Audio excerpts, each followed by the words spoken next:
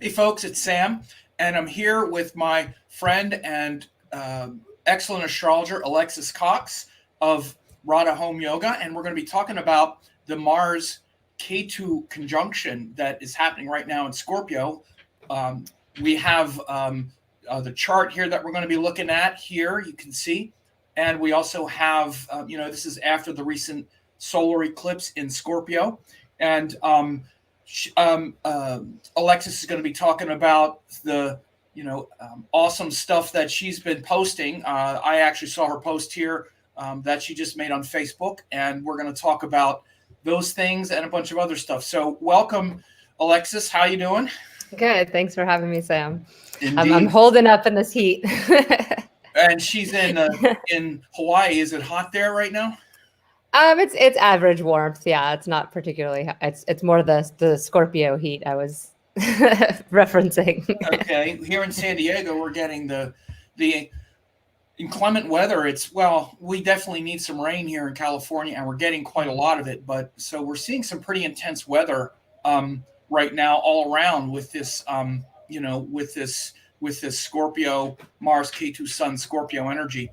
One thing, before I get into it, I do want to just let people know, because I am doing this right now, and I do it every year, the 2022 Vedic Astrology Forecast. You can see this is free, and it talks about the 10 shifts that you must know to be prepared for the upcoming year.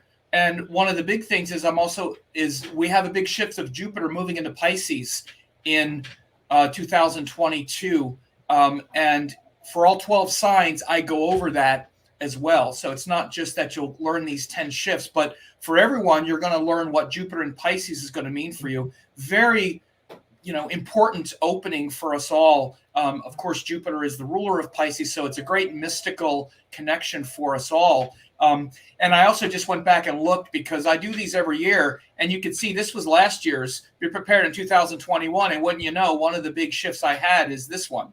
Transforming the Poison, December 4th, Mars and Ketu in Scorpio. So as you can see, every year I'm on top of it. And I was even talking then about what Alexis and I are going to be talking about today.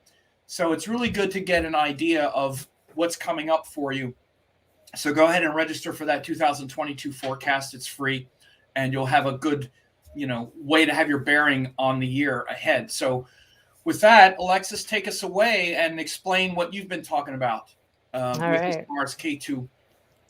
Yeah, absolutely. I second that you should get those forecasts, because they're super helpful to know what's going on, and specifically to know what's going on and where it's going on in your chart is you really have your helpful. own as well, don't you? I saw you offer. Yeah, I haven't done one for the full year, but I do readings or specific breakdowns for all 12 rising signs, also for the transits. So those are. And we'll super make sure to have pertinent. those links in the video as well. So awesome. Thanks. Great. So we are here. We are in this moment when Mars and Ketu are actually coming together exact. So they, as Sam said, Mars entered Scorpio on the 4th of December, pretty much hours after the solar eclipse. And he's been, doing his marching into his own sign, where he feels very comfortable, where we have a lot of potential for strengthening ourselves and coming up with the courage we need to really look in this place, because this is an area of life where we've maybe not been looking as much for the last year and some change. Ketu entered Scorpio September 28th, I believe, of 2020. And ever since then, we've had this hyper focus on the north end, where Rahu is in Taurus, wanting to create security, wanting to create comfort, wanting to create gardens and land. Where I live in Hawaii has been massive land grab in the last year. Everybody and their mother and brother are moving out here and trying to gobble up farming, somewhere to grow food, somewhere to get sustainable, somewhere to get away from everything that we experienced in 2020. And this place where we're not looking, Scorpio, has been sitting there the whole time with Ketu, the South Node. And the South Node is where we have all our wisdom, all of our past experience, all this knowledge that's hidden deep within us that doesn't really want to engage in the world anymore. It's where we're not interested, because we feel like we've already done that thing. And so we kind of just look away from it, because literally the way the node is headless. It is a neck down to a tail of all this digested information, but no head that's interested in engaging in the world. And so when Mars comes in to join Ketu, we have this situation where we've already had eclipse. We've already had the eclipse right hours before that, sort of resetting this area of our life, and specifically eclipsing the sun, our power, our authority, our connection to source, our consciousness, and of course, whatever house ruler the sun is for you. And then we have Mars come in and really create a situation where we cannot look away anymore. So if we choose to not do that work leading up to the eclipse, and many of us were diving in and doing it because Ketu's in exalted dignity here in Scorpio. So perhaps you were willing to look at a lot of places you haven't looked before. Maybe you were willing to bring up some past stories or things with your childhood or your familial lineage or things like that that might be uncomfortable to look at. Maybe you're somebody who's willing to do that, especially if you're joining us here on this channel. But Mars really comes in and makes it happen in a way that is it's forceful and it's strong and it's militant. When Mars and Ketu get together, they become very militant and very exact, because Ketu has this quality where it can go deep, deep down into something and find that exact pinpoint place where something is not right or where something hasn't been resolved and blow it up, because Mars is explosive and fiery, and Ketu is also explosive and fiery. Ketu has more of an erratic quality on its own. Mars is more decisive and just goes in there and does what needs to be done, especially in his own sign of Scorpio, where he feels very energized. We feel like we have that courage to show up and look where we didn't want to look before and face whatever it is we didn't want to face. So the two of them together create quite a pair. I'm one of the blessed people on earth who has this combination in my natal chart. So I know how very eviscerating it can be at times.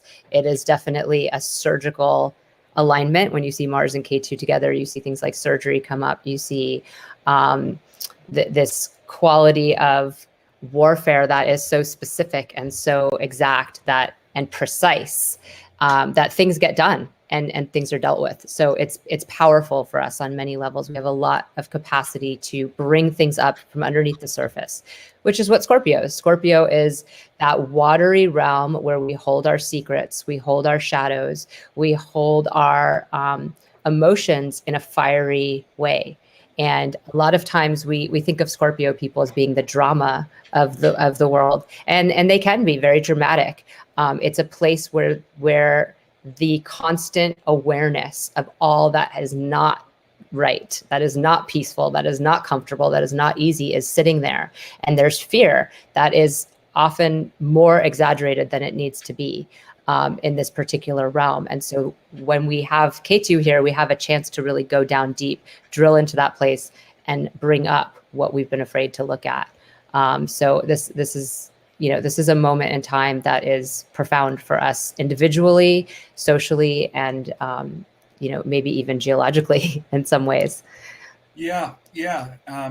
Well said. And as you say, what happens is, and particularly like if people have planets in Scorpio, of course, if you're Scorpio ascendant, the moon in Scorpio, whatever it is in your natal chart, Ketu, having gone through that, will have been trying to exact and extract the sort of perfection, because Ketu is where we're disenchanted with the world and look for something transcendent, and we only notice where things are imperfect in the world. That's why Ketu tends to be he's so critical, because nothing is perfect. And even if something is 99.9% perfect, the Ketu part of ourself will focus on the 1/10 of 1% that's not, and say, yeah, but it's not yet. And so it kind of sucks the joy out of something, even something powerful. But in doing so, it brings us a real mastery and a perfectionism.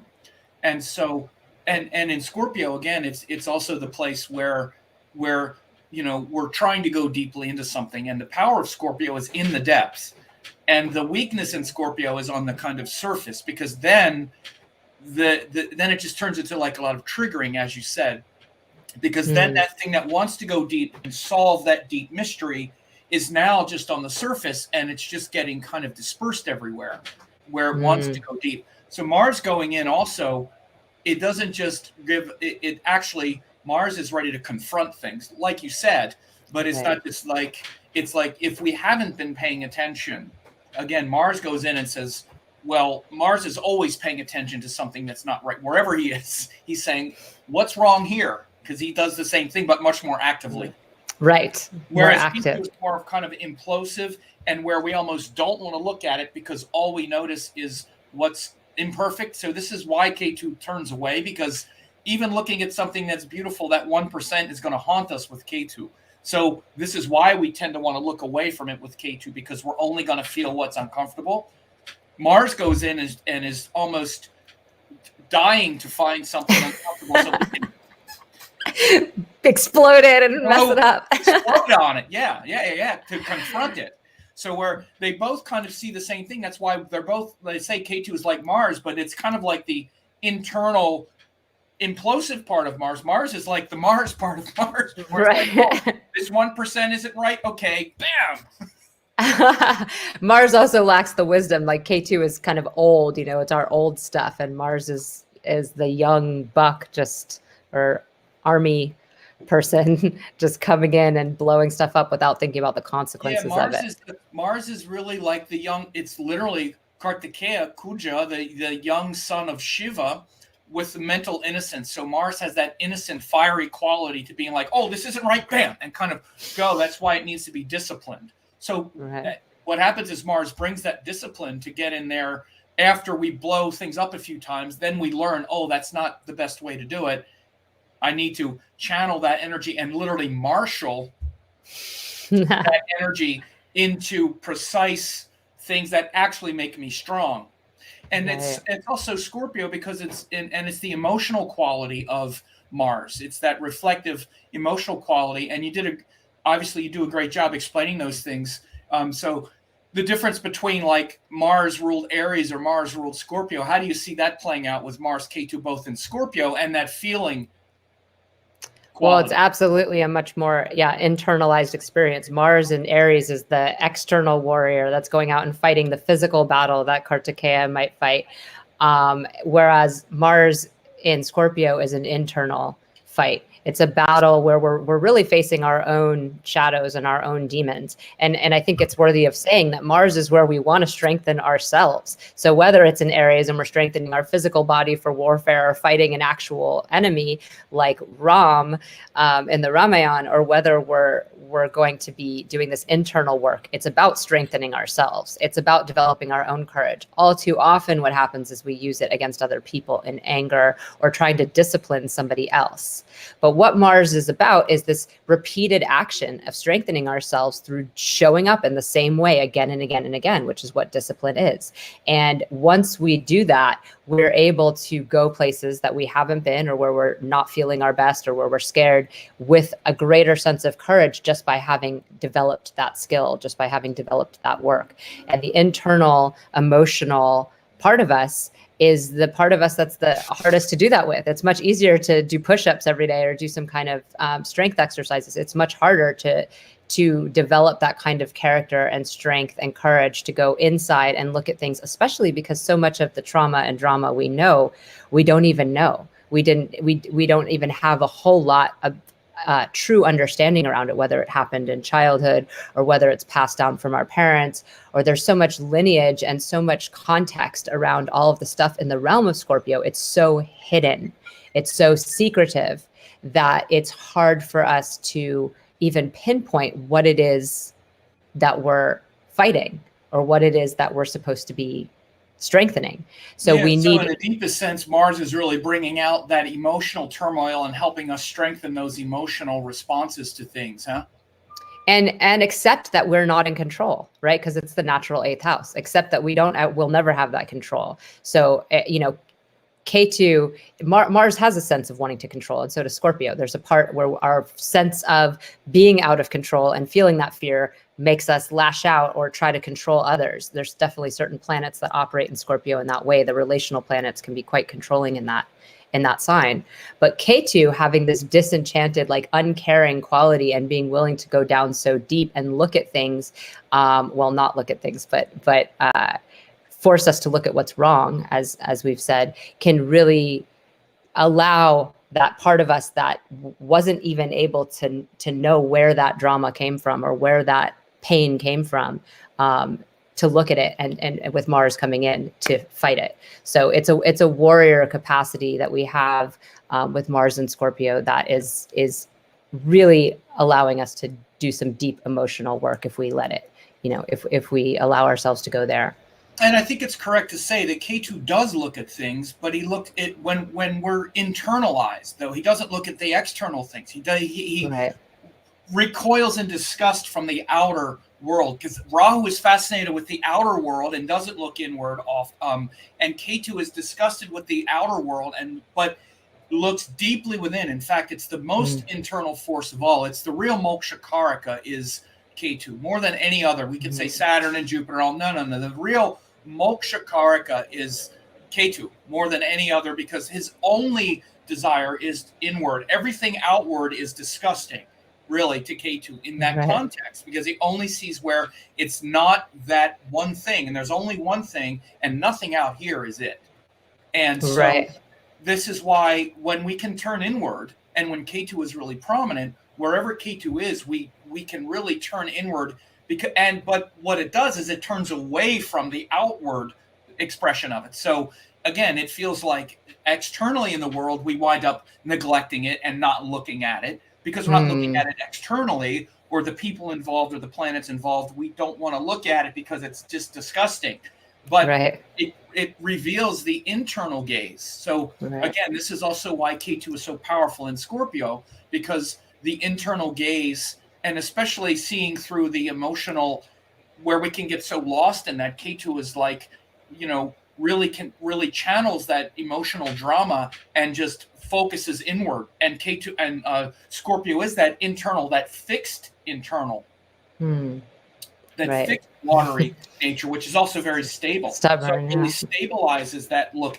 If we can do it, it's if we can do it, and that's a big, that's a big thing. And it's funny, you have analogy you've used in previous times, or maybe in your courses, where you talk about it being a microscope as opposed to like the telescope of Rahu, and that really, what you just said, kind of brought that image up to me. Glass. Or magnifying it. Yeah, the magnifying glass, which takes the rays of the sun and just forces them like a laser. But yeah, the microscope would also be good as well, and Rahu like the telescope, which blows things up, and the microscope, which drills down. Yeah, that's just goes down and sees the little tiny detail that is there, and while it can be the thing that we're disgusted with in our regular life, that little detail is the thing that is keeping us back from whatever suffering that we need to release. So that detail is key. And the kingdom of heaven, or God, you might say, is the most narrow hole ever. it's the smallest of the smallest of the. It's the smallest thing you could ever conceive of. So you actually just made up the microscope. I usually say that's funny. I thought that came from you. I have said telescope, but then with Ketu, I use magnifying glass. You use magnifying glass. That's interesting. Yeah, I did turn it into a microscope. But it's another both. Thing that I also use, which is also a really good analogy, is it's like the perfectionist. I like to use the perfectionist part of how Ketu feels to us, and I use the example, I think, because I've been a musician and I've seen great musicians, and I've known some great musicians, like a real genius pianist, or a great aficionado can play and like make the most beautiful music ever. And to most of us, we can't hear any flaws with it, but at the end they heard every flaw, and you can go up and compliment them like, oh, that was amazing. And the great genius pianist would be thinking to himself, if you only knew how many mistakes I made. Like, I made so many mistakes. Not only will he notice all the mistakes he makes, but he'll notice how stupid you are to not even know. And so he winds up thinking, I made so many mistakes. Nobody out here knows any better anyway. Everybody's an idiot about music anyway. And just suck the joy out of the whole thing. Ketu was definitely a joy sucker. and the whole thing that just made everyone so happy, the person who did it experiences no joy from it, because he notices every little flaw that he made, And he doesn't benefit from the praise of the other people either, because they're a bunch of idiots anyway. What do they know? Right. So it can really just be like wanting to kind of escape. Right. And you could probably see that in their chart specifically. Like one of the things that's really interesting about the transits versus someone's chart is someone's chart, it's like they have their whole life, they're working through that thing. Whereas in a transit, we're all collectively working through it. And it's only so long that we have a year and a half with these nodes to really do the work. So some people are going to be more ready than others with this Ketu and Scorpio to deal with what comes up than others, because perhaps that area of your life is something that you're not really very well-rounded with or haven't moved very far along with. Yeah, and so Ketu can really represent that sort of blind spot. It's interesting. Heidi, my friend Heidi, said, God, this is so true, talking about the Ketu. You know, the thing, wherever we have Ketu in the chart winds up being an area of life where that happens. And I'll just say, like for myself, I have it in the 7th house, which puts Rahu in the 1st. And so often with me, because it's in the 7th house, it's feeling this like hard to feel good, even when other people like reflect back to me something they like. Because again, the 7th house is really where we experience a good feeling when we're connected to others, and we appreciate when they like us or compliment us. You know, we have this whole thing about being seen. Oh, I feel seen, and all of that comes to us from the 7th house back to the 1st house, right? Okay. So when Ketu is in the 7th, being seen or whatever, it doesn't. I'm like, what do you know? You think I feel good about being seen by you? You don't know what.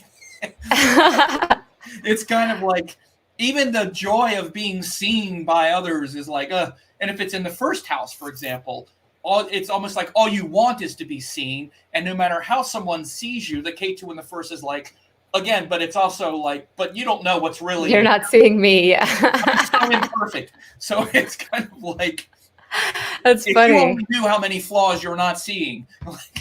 Right. And for me, I'm having that transit right now, the Rahu in my 1st and Ketu in my 7th. And I feel it in a transitory way, though. I don't feel it on such a deep level as you know it and feel it, but I'm experiencing it like, wow, this is interesting. I've never been this, self-focused before and felt what you just said. Well, like whatever people think, it's fine. I don't care as much as I would have before, especially being. And Heidi says, this is a story of my life. I happen to know because we go back and forth that she's the Scorpio with the Ketu in the 1st. So she like lives this. This is her like. This is her life. We're all living. Awesome. No, she's got the Taurus ascendant there, Heidi. So it's going through, and so it's Rahu in the 1st and Ketu in the 7th. But right, so, it was the same as what Sam was saying that his experience was, which is Rahu in his 1st house and Ketu in his 7th. So Alexis is now living the transit that I live with all the time. Exactly. Welcome to my world.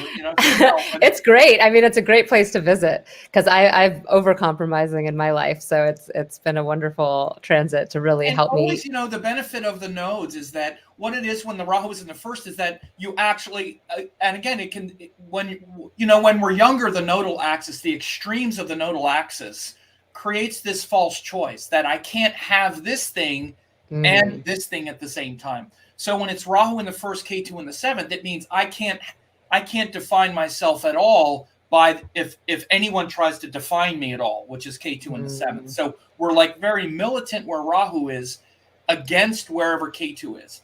And over time, we start to learn that, okay, I don't totally define myself with Rahu in the 1st, and it's okay. And I can also appreciate that other people are trying to define me through the 7th, and the extremes of the nodal axis calm down. When we're younger, though, it's very disruptive because the Rahu in the 1st is saying, only I decide anything about who I am, how I feel, and anything that comes from the other people, I'm going to rebel against just to spite them, just to show them that I don't care what they think, for example. That I won't conform. And it's interesting because one of the things I've really noticed is how it's not even just that you can have both. It's that actually, if you don't deal with whatever's on the Ketu side, you'll never be able to open up that Rahu karma without whatever's on Ketu holding you there is holding you there. It's not clear karma. You didn't finish that karma because you're in that axis. Yes. So that's something there that needs to be figured out if you ever hope to open up that karma on the front end. So and that's the illusion of both ends of the nodes. Like I always say when I talk about the nodal axis now, I always say that in general, what we can know is it's where there's confusion, but it's two different types of confusion where we don't listen to others. With Rahu, we don't listen because we're very innocent and we're figuring that thing out for ourselves. And I'm not going to listen because I need to figure it out for myself. Even if I make 1,000 mistakes, I'm going to make them. And I don't care what you think. And with Ketu, it's, I'm not going to listen to you because I already know there. I've been there and done that. And I know everything. So I'm not going to listen to what you have to say. So both either end of the nodal axis listens, but for completely opposite reasons. And eventually we have to listen to each other, listen to our own inner dialogue, because yes, Ketu thinks we're perfect, but we're not perfect. Right. We haven't perfected it yet. We think we have. We think we have, but life will show us. That's, you know, that's the beauty of Ketu, is it'll just do it for you. You won't get to choose to ignore it. It'll just come up. And yeah, so much of this is coming now with that with Mars, Ketu, and the Sun also, because all three of these planets also are they're probably the three most powerful planets that can be in Scorpio. Also Jupiter. Jupiter is also powerful here, but Mars, Ketu, and the Sun are all three really powerful planets in Scorpio. Some planets don't do well at all. Of course, the Moon, even Venus has some real difficulties. Saturn, those planets that are emotional and that also get easily distracted and get overwhelmed by desire, have a real hard time. The masculine, especially the fiery planets and the inspirational planets and the tough ones, really do well in Scorpio. They can handle that depth. Would you say so? Yeah, and also the Sun is, we haven't talked about the Sun as much in this so far. Sun, the Sun illuminates, right? Yeah. Mars has that warrior quality, Ketu we've talked about, but the Sun has the quality to illuminate and to shine light in those places so that we can see that actually it is just a little scorpion bug. It's not a huge dragon that's going to kill us, or, we can say, okay, it's just as bad as we thought it was. It is a huge dragon. Let's bring it up and, have tea with it. It gives us an opportunity to change our vibe about it and totally see it with the lights on, because Scorpio is really that shadowy, dark, we don't know what's in there kind of realm. So that the Sun is absolutely powerful here, and one of my favorite planets to see here, because it gives us a chance to see all this stuff. And that's making Mars's job a little easier, I would say, because Mars just got out of the Sun's rays. Mars was combust for so many months. And really just days before Mars moved into the same sign the Sun was in, Scorpio, he moved out of the orb of what we call combust. So Mars is one of the planets that has the widest combustion. Is it 17 degrees? That's 17, Mars. Yeah. I've been tracking Mars combustion since like August. I mean, August, combustion winds up being 3.5 months or so, because Mars and the Sun move very close to each other. So once they get within that 17 degrees winds up being even more than one Rashi, because it's 17 before and 17 after. So once they get in that orb, they track the combustion for forever. And it was through it was also through signs that weren't necessarily positive for Mars, Virgo and Libra, where we really fight the wrong battles and we're really cleaning up the wrong messes. And it started in Leo, where it's also very combustible. There's a lot of fire. It started in Leo. It began there in the beginning, right? Which was Sun's own sign. With that couple, who were that couple this summer, that couple, the boy and the girl, that the boy killed her, the Brian and the girl, the Instagram thing. Yes. I tracked it a little bit, but that's kind of when that thing started as well. Okay. All the combustion started, it was since that time and up until just like a couple weeks ago, that whole long time that Mars was combust. So we were in a state where Mars was really less operating a little bit less in its power. And we had less intelligence with Mars as a result of feeling like whenever a planet's really close to the Sun, it feels almost like there's this father figure or something oppressing that energy. So Mars, we have more of a chance of getting angry, and instead of fighting the battles we're supposed to be fighting, of strengthening ourselves, we fight battles with other people. And especially recently with Mars and Libra, we feel like other people are keeping us from our discipline, when in fact it's our own choice, right, to choose to do whatever else we're doing besides our daily practices. And so Mars moving into Scorpio at this time happened to be separate from the Sun. It happened to be out of that orb. So we have that chance for the power of Mars to be independent of the power of the Sun, but still have that camaraderie of working together, because ultimately they're friendly. The Mars looks to the sun for the marching orders of what's being eliminated. Yeah. And so again, yeah, this is underneath it all this time, even what I said last year in the forecast, I said here, transforming the poison. This was from last year's forecast, Mars and Ketu and Scorpio. It's actually until January 16th of next year. But we wind up with the, this is the eclipse, but it winds up being a great time to really get emotional discipline because again, it sounds like a sort of conundrum, but it's not, because the real power of our emotions is the devotion. And when we're just triggered by emotion, especially negative foreshadowing, like worrying that, the bug is a dragon or something like Alexis said, when we're just sort of conflating based on our lack of self-control and our disconnect from the heart, then that's when the Scorpio energy turns dark. But when we can go inward, it might be the most devotional sign of them all because it's fixed water. It's where those feelings are deep. And in Scorpio, one of the things, even people that are Scorpio or just Scorpio planets in general, once there's feelings, it's the recognition that feelings don't change very easily. They might be forever. Like once something gets in your heart, it's in your heart forever. It's not like, okay, now I can just stop feeling that way. And so one of the biggest fears with a Scorpio person, let's say, or planets there, is that you're going to give your heart to something or someone, and then you're going to have those feelings for a long time, and you're going to want to express them, and the other person doesn't anymore. Now they're done, and it's over. And you're like, well, then now what do I do with all these feelings, right? And so this is the realm of the emotions. But when we connect with something more transcendent, and I mean more transcendent than just people and the people in our lives and our desires that we want to fulfill with people, then Scorpio is that depth of bhakti and devotion. So particularly with spiritual teachers and gurus and that kind of thing, Scorpios can be the most loyal, devotional people going. And Mars is right at the heart of that. Hanuman is an incarnation of Mars, of the pure devotion to fight for truth and to defend the defenseless. Really at the heart of the matter, Mars is a great bhakti and a great devotee.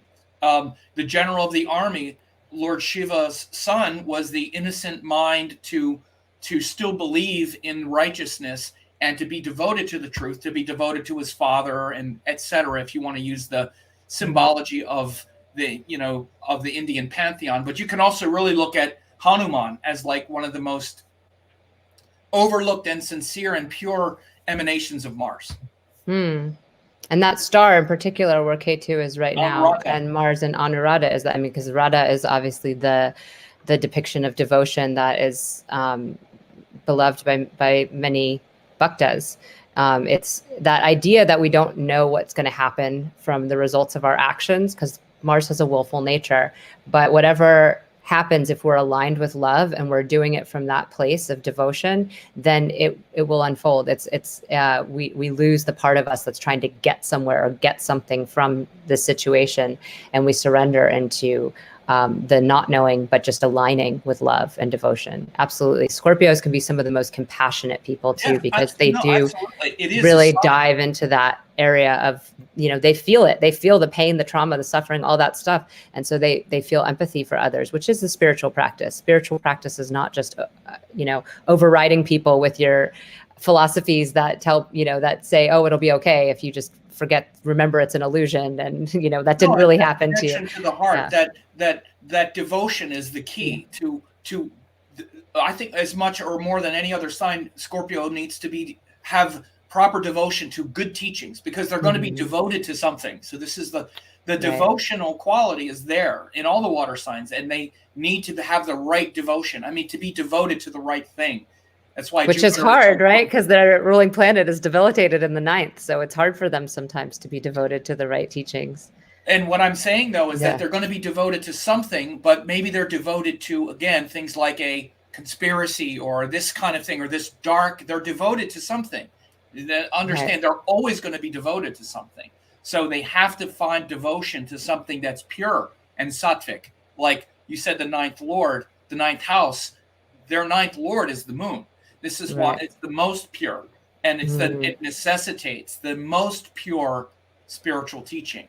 And their other great planet is Jupiter. The moon and Jupiter are the two real saving graces for the Scorpio Mars as well. But Mars gives them the courage to explore that. But then what they need to explore, the real courage to explore it, is to throw away the things they're afraid of and connect with the purity and not be afraid it's going to overwhelm them, not be afraid to trust. And when I say they, I'm not just talking about Scorpios. I'm talking about this energy in all of us. We all have Scorpio somewhere. And right now we're all dealing with this because of the planets in Scorpio. We're all dealing with this. So absolutely, sometimes people think, oh, Scorpios, blah, blah. I'm talking about the energy. We all have to deal with this energy. Right. We all need to be devoted to something pure. And we're seeing that now. Right. We're seeing how pure our devotion is right now, all of us. And how vulnerable it is, because it's not easy to know what is pure, right? The discernment required for that is not readily easy for most people to see. So it's a vulnerable place to surrender yourself in faith to something unknown or unseen. Yes. And again, and Scorpio is that sign of vulnerability. And also the thing, like I said before, they also realize that once I surrender to this thing and I'm vulnerable, it's not going to just go away. It's real. It's incredibly deep. I don't just surrender to something to play a game. Like, for example, you might get, I'll just even use like a Gemini or even like a Pisces or an Aries or something. They might surrender to something, but it doesn't go as deep. And I've surrendered to it. Okay, now that didn't work. Now I'm done. Scorpio's like, no, I don't. The Scorpio energy is everything I surrender to or I get involved with is really deep and real. So there's a vulnerability and a fear of it being the wrong thing. Because once they give their heart, they give it totally, and it's going to totally stay there for a long time. It's that fixed water. Mm-hmm. So the fixed water is like, I don't just do this casually. So so it can make them very skeptical and cynical first, because what if I devote my heart to this thing and then it's wrong and people take advantage of me? Because again, they'll notice those things. So these signs are things that we notice, because we all have noticed that in our life, that people have taken advantage of us, and we see it and then we move on. Again, with each sign, if someone, let's say, has a Scorpio ascendant or the moon or difficult planets, they remember every time they were deceived, every time they trusted and they were deceived, and how painful it was, and they start to look for that thing. Right. This is what they are. This is how they program us. That's true. That's true. Yeah. And that's the part that's sketchy and conspiratorial and really can get caught up in the fear sometimes. What's very interesting, we also have a few of I did an update with our friend Casey Scott last week, 10 days ago or something, and we also talked about some of the effects of the eclipse that we just had, and some of the events. We even talked about like some of the political stuff. Talked about when this same eclipse happened last year. It actually happened right on former President Trump's debilitated moon, and that was actually the day that the Electoral College met and legally ended any hopes of changing the results. But it's funny because these last couple of weeks, in fact, even yesterday, and we had all of these private text messages come out about all the people after the January 6th insurrection, as that was happening, telling the Chief of Staff Meadows to like, hey, have him call this off, and him not doing it. So even Casey and I said a couple weeks ago that it would be hard. I have Trump's chart here. This is his chart, and this eclipse just happened again right on his moon again. And we even both said that this would be a tough time, that something tough was going to come out for him. And having all of these secrets disclosed, again, this is also a big part of the Scorpio energy, is secrets being disclosed, secrets coming out. Even things like with the Omicron variant, with the virus. This time last year was right when the new vaccines started, right when we had that eclipse last year.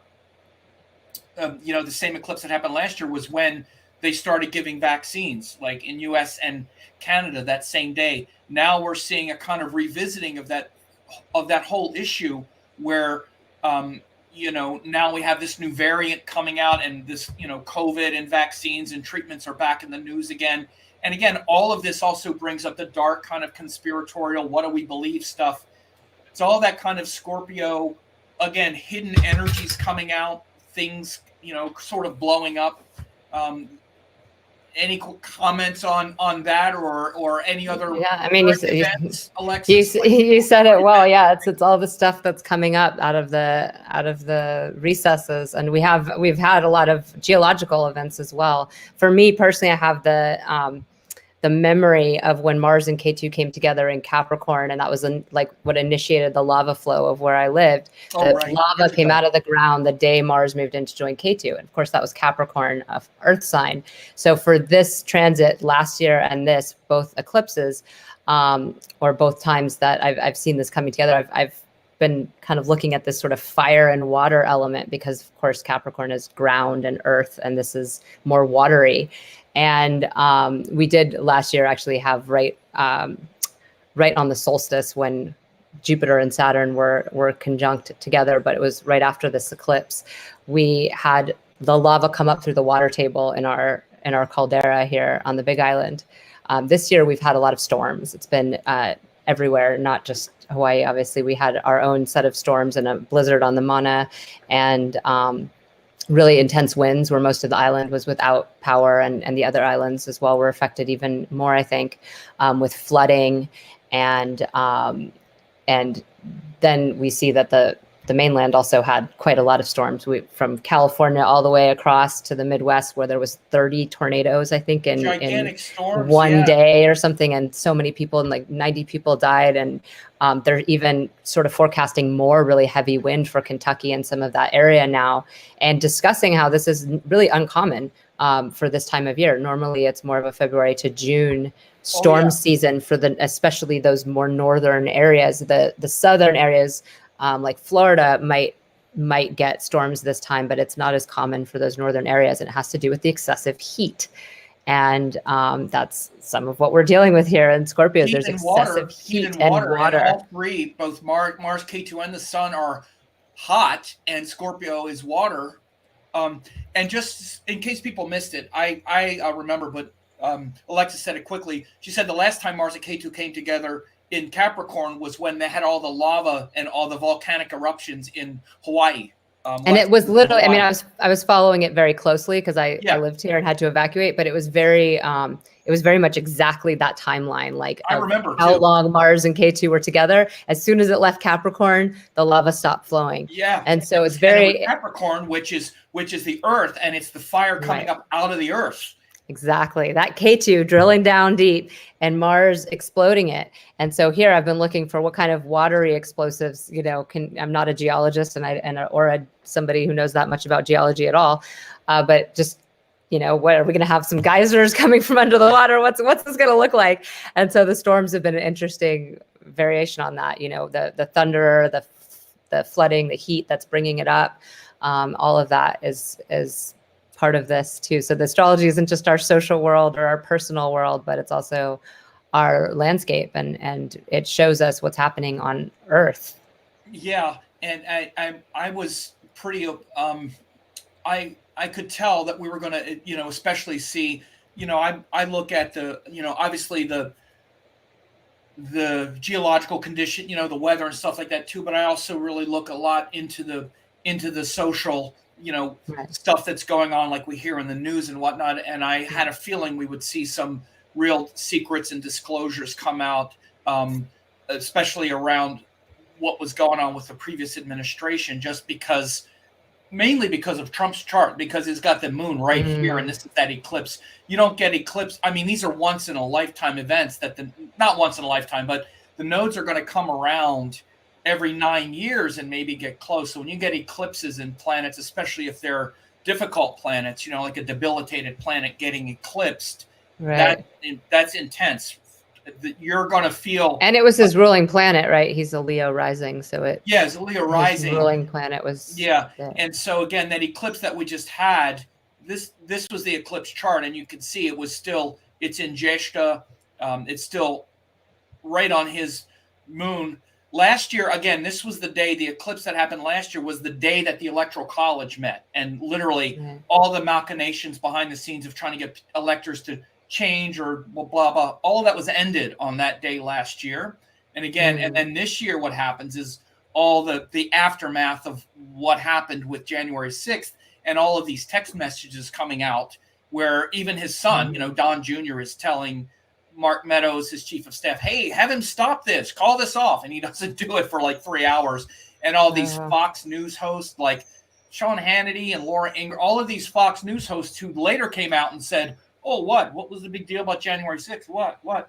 While it was happening, they were texting Mark Meadows saying, hey, have him cut this out. What's going on? So revealing the hypocrisy, because all of these people now, they're like, what? January 6th was no big deal. What? But at the time it was happening, they were texting Interesting. Steph saying, what are you doing? Hey, have him stop. And he didn't do it. So again, so all these messages are coming out now revealing the hypocrisy of what was happening. Because again, behind the scenes, their hair was on fire as well. Now, or even later that night, the Fox News hosts, especially, they're the ones where you really see the hypocrisy. Later that night, they were going, what? There was some people, mostly peaceful. What's the big deal? While it was happening, they were freaking out. They were freaking out. So interesting. Having these text messages come out, these disclosures, it's like total Scorpio. Again, secrets coming out. Yeah, secrets coming. It's funny that you mentioned Jaista too. I was thinking about that, the story with Vritra, like taking in all the world's waters or information, whatever. But when we're talking about flooding, and then Indra having to fight him and pierce him and have all the water return to the earth in a big flood. That story just stuck in my head when you said it. I was like, oh yeah, that's what's happening right now. It's all coming out, and the courage to actually fight the demon, but also the fact that the demon in the Vedic system it's not bad and good. It's this balance of powers, and the demons often have higher levels of devotion even than some of the devas do, right? Like Indra often gets depicted in this sort of swaggerty way where he's making choices that are braggartly and gets himself in these mixes where he has to show up and use a lot of courage. But Vritra was actually in a state of devotion when he did what he did and took in all the earth's waters. And so when he was killed, he was able to be surrendered to the oneness, to source. And Indra was able to take back his power and say, okay, yes, I saved everyone, but it still happened the way it did because of that cockiness. Right. Yeah. So there's a lot of allegories. I usually, use the word asuras, not demons, because it's such a right. I feel like people don't always know asura is just without light. So it's the devas, the asuras, and that concept of demons. Yeah, it's just the forces of gods, good and evil, and or the forces of rebellion, light and dark, and conformity. That's a great way of putting it. I love that eccentricity or the rebellion versus putting it in the dark, because it's true. We need because deva, that idea of being sattvic or a deva, it does have a quality of conformity to it. It has a quality of compliance. It has a quality of going with the way things are as opposed to questioning it. And it's not unlike the churning of the milk ocean is between these two forces, the asuras and the devas, but both forces needed to pull equally to churn the milk ocean. Right. And the devas use trickery to keep the asuras from getting their nectar, but it's Rahu and we Ketu. should be glad they did. It's the Rahu Ketu that comes of that. So and we should be glad they did, because they have to earn their immortality. Because see, the Asuric energy, this is also played out in many ways. It's kind of like they use trickery, but it's kind of like the way parents use trickery. Look, you're a parent right now. You're a deva. You got to prevent that little asura. You don't want to give him a loaded gun. So you're going to lie to him a little bit sometime to get him to eat the thing, right? So absolutely, yeah. It's a knowing better, right? It's a knowing better. There's a reason why the devas look, and as someone who is as Asauric as it As gets, Sora as a I had to learn this lesson. Right. Yeah, no, it's a beautiful reminder though. And it's part of what we're learning right now. I love how you wrote that, transforming the poison. Wait, how did you say that? Transforming the poison into nectar or something. Yeah. That's really what we're doing right now. Yeah, transforming the poison. Yeah, that's really what this time is. And we're gonna have, this is a great write-up. Whoops, sorry, let me bring this up here. This is a great write-up that Alexis had on her Facebook page. We're gonna have links. All these stupid things popping up. We'll have links to all of Alexis's stuff. You should check out her websites and her social media and all like that, because she does great work. As you can tell, she's extremely knowledgeable. She's a yoga teacher there, and also Ayurvedic practitioner in Hawaii, and she's gone through my certification courses and taken it beyond that as well. So, Alexis, anything else you'd like to say here? Just thanks for having me. I'm glad we could meet on this explosive day and bring a little levity to it, hopefully. Because that's really, the main key I look at in times like this is finding the balance. At the point of all of our Vedic practices, beyond moksha, beyond finding freedom, is just being able to ground ourselves through earth energy, through, there's a lot of water and a lot of fire going on right now. So taking some time in nature and showing up for our sadhana, showing up for ourselves, and really using this time to strengthen ourselves is the key. So I hope we've illuminated some of that here and can offer some grace for those watching. Yeah, and the real bottom line here is that to just kind of land it again also from this perspective is that Scorpio is in many ways the most devotional sign, especially once we get the emotional stress and fear and once we understand the true nature of who we are beyond just the emotions and our desires, the things that we want from others and want from the world, then we can relax and surrender into that purity of the heart. And this Mars in Scorpio really gives us the courage to do that, because it's already in that environment where we feel very sensitive. And we have to be careful with not feeling emotionally frustrated because somebody out here is doing something to us and we're upset about it. We have to then, what that sort of trigger is a sort of clarion call to look inward to the true source of what's not integrated in you. Because it's not going to be something external. It's going to be in your own heart, beyond just the desires and the feeling of connection, but to something deeper that's transcendent, like we said before, those pure teachings. And so Mars and Ketu also really lead to that place of devotion, that place of bhakti. Would you say that's true? Absolutely. That's the key to everything. Find the love and follow it. There you go. Wonderful. Well, awesome. Thank you for helping us today, and it's been great to talk to you, and we'll have you on again soon. Awesome. Thanks so much. Aloha.